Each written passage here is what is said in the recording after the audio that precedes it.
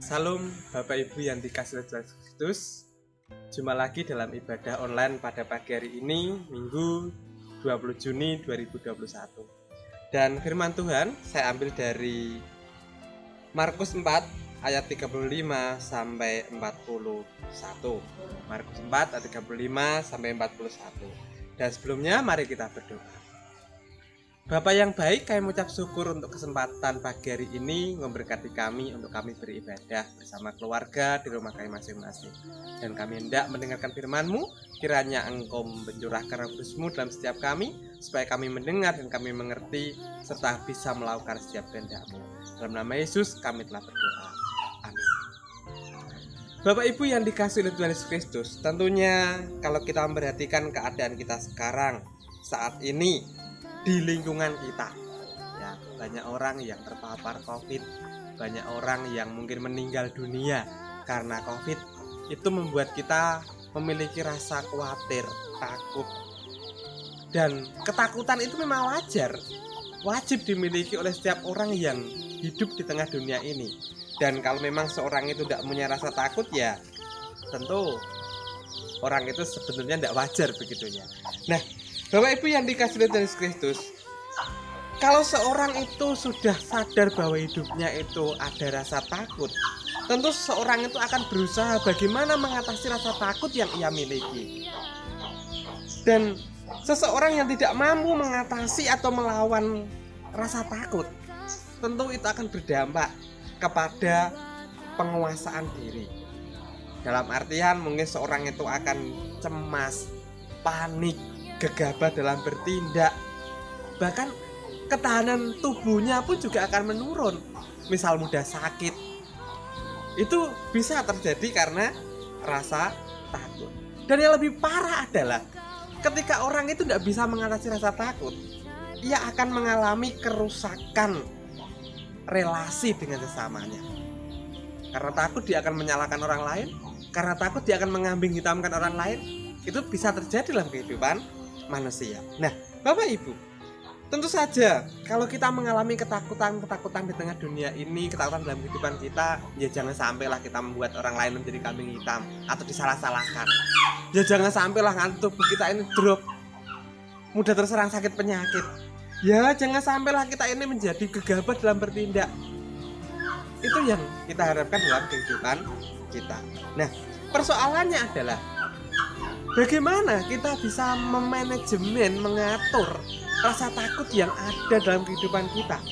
Rasa takut yang datang di dalam hati serta pikiran kita. Tentu kita akan berusaha semaksimal mungkin. Bagaimana kita bersahabat dengan rasa takut itu? Bagaimana kita bersahabat dengan kecemasan yang ada dalam hati dan pikiran kita? Nah, itu yang harus kita lakukan. Nah, nats yang saya ambil pada pagi hari ini akan membuat kita sedikit mengerti. Ketakutan itu menimbulkan rasa panik, kecemasan, dan gegabah dalam berkata-kata.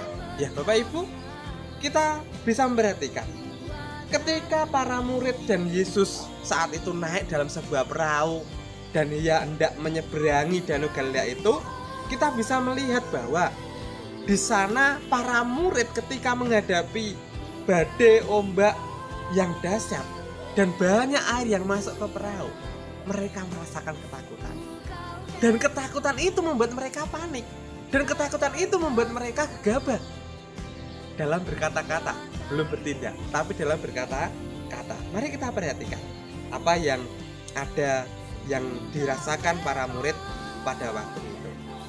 Ketika angin ribut datang, murid-muridnya itu merasa ketakutan. Padahal kita tahu siapa tahu murid Yesus, latar belakangnya apa. Kebanyakan mereka nelayan yang sudah ahli dalam bernavigasi di Danau Galilea itu. Karena mereka kan asli orang-orang Galilea, ada beberapa yang seperti itu. Nah, tentu mereka menghadapi topan, menghadapi ombak, menghadapi air yang masuk ke perahu, ya sudah hal biasa, hal lumrah. Saya yakin mereka juga sudah berpengalaman bagaimana ketika mereka mengatasi air yang masuk ke perahu, bagaimana mereka mengatasi ombak yang datang yang dahsyat itu. Mereka pasti sudah terbiasa. Tapi apa yang terjadi?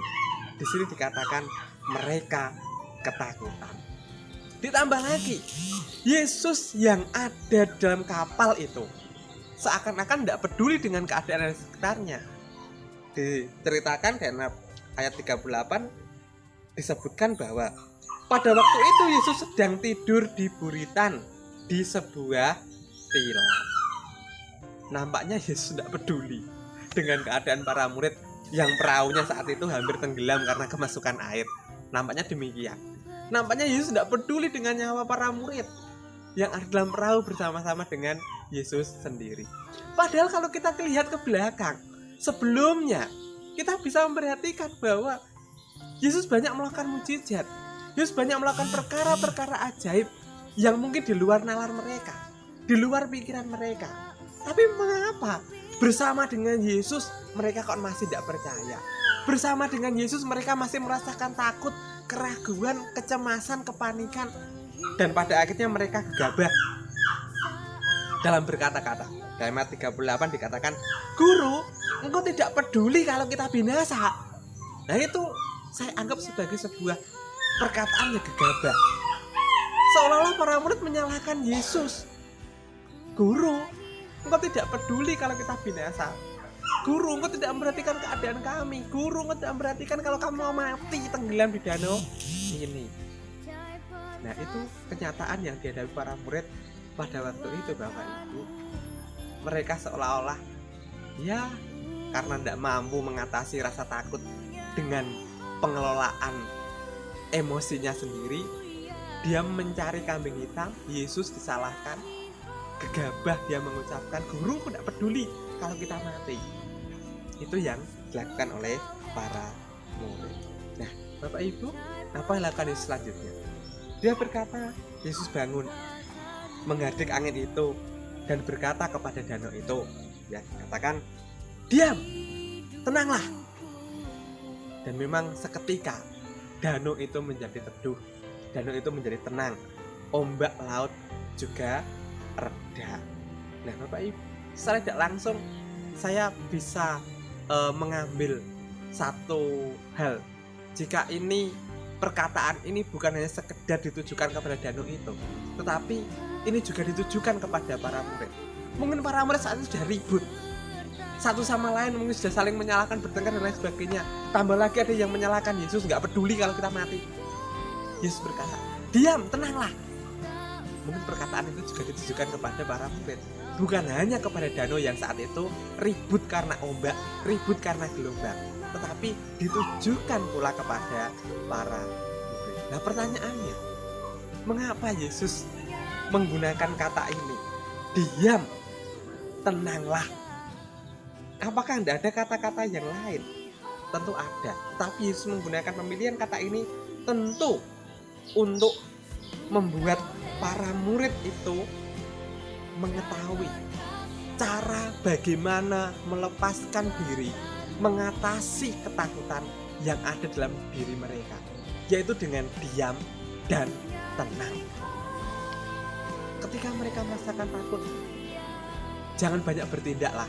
Nanti tindakannya juga akan sembrono, gegabah, tidak akan menunjukkan sesuatu hal yang pada akhirnya memecahkan masalah. Jangan banyak ngomong lah, nanti pada akhirnya juga omongan itu nggak berguna. Yang ada hanyalah menyalahkan orang lain, mengambing hitamkan orang lain, dan pada akhirnya menyakiti hati orang lain. Itu yang Yesus maksudkan, diam dan tenang. Tetapi diam dan tenang itu juga bukan suatu hal yang berarti bersikap pasif, fatalistik, dalam artian ya wis lah biar semuanya saja terjadi, apapun terjadi, tidak mau melakukan apapun, dan pada akhirnya menambah persoalan itu menjadi semakin parah. Bukan berarti demikian. Namun Yesus berkata tenang dan diam, berarti ada satu sikap, tindakan untuk duduk tenang, duduk diam, dan bukannya sekedar memikirkan masalah, tetapi di sana berseru kepada pribadi yang tepat. Saya yakin ketika kita menghadapi ketakutan, kecemasan, dan kita duduk diam, duduk tenang, dan kita berfokus untuk datang kepada Tuhan, tidak menyalahkan yang satu dengan yang lainnya, saya yakin di sana Allah akan membukakan pikiran kita.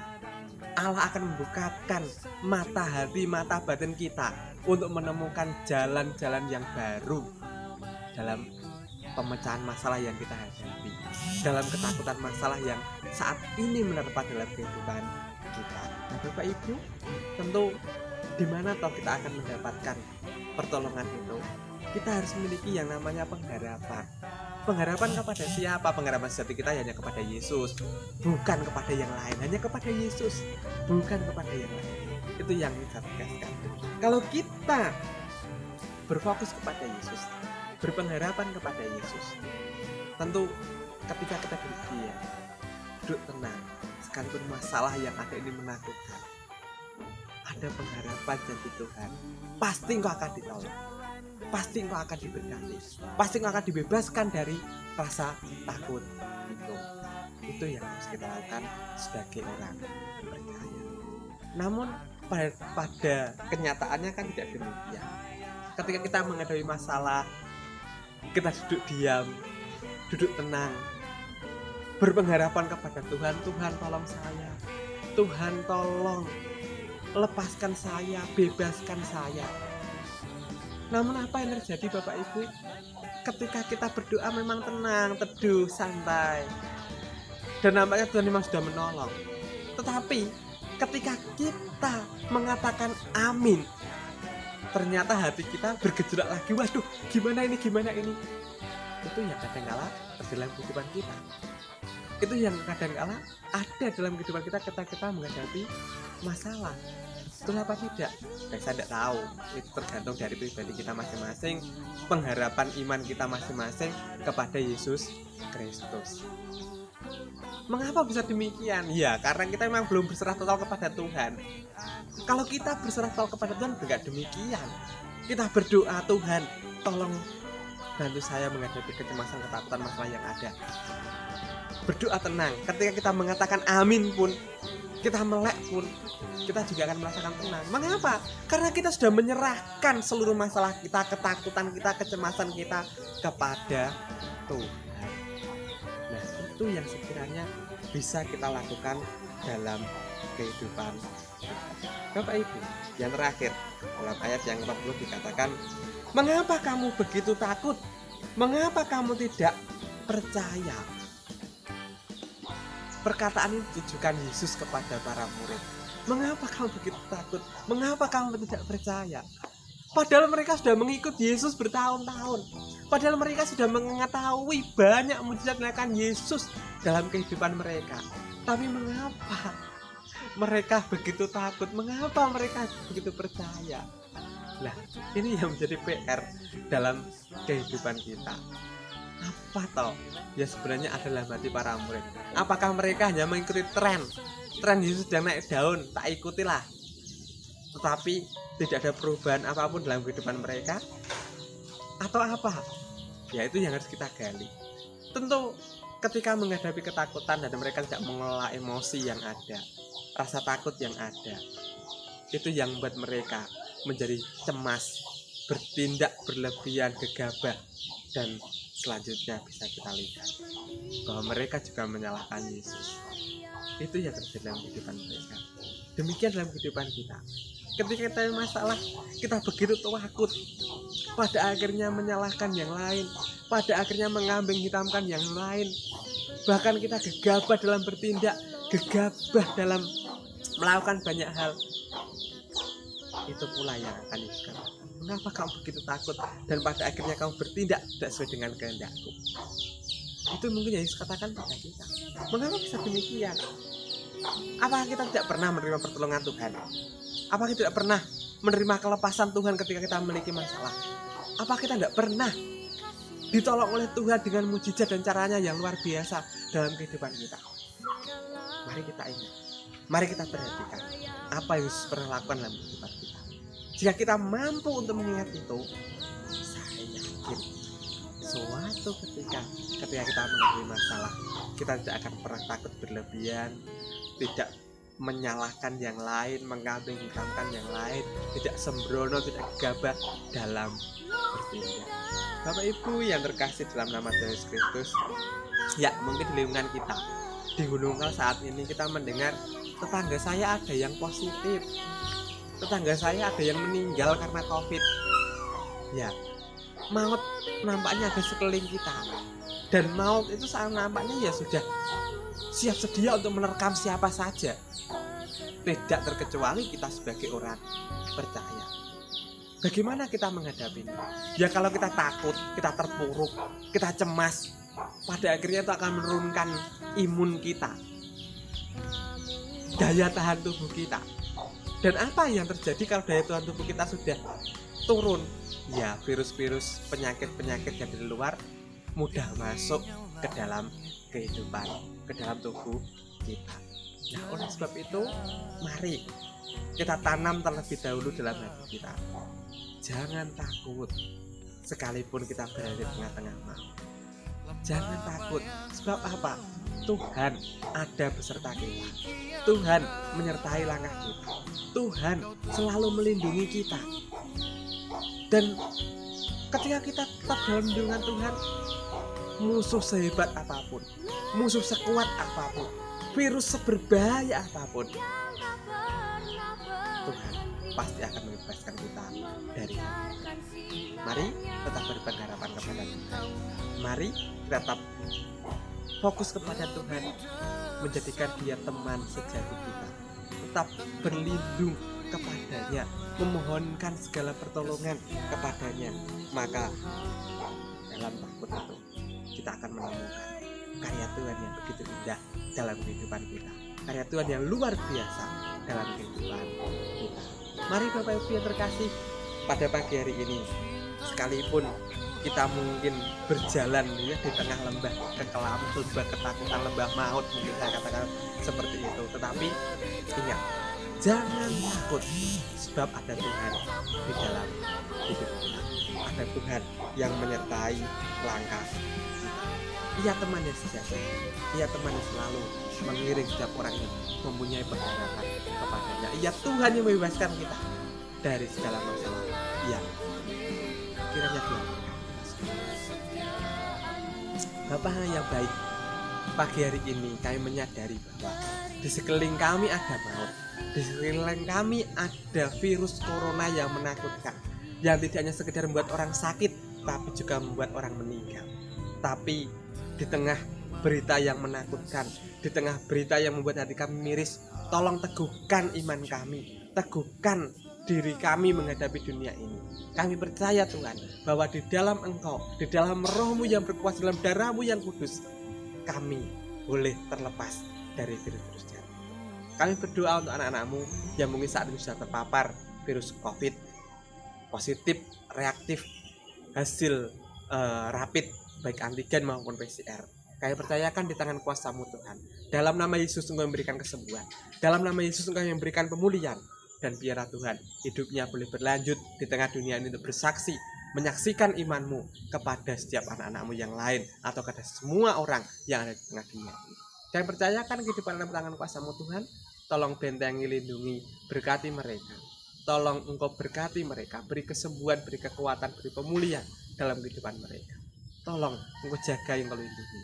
Tolong Engkau terus menjaga kehidupan mereka, menyingkirkan dari virus berbahaya dan mematikan. Kami percaya rancangan-Mu ajaib. Kami percaya Engkau akan memberikan keteguhan kepada hati kami, sehingga kami tidak takut sekalipun di tengah bahaya maut.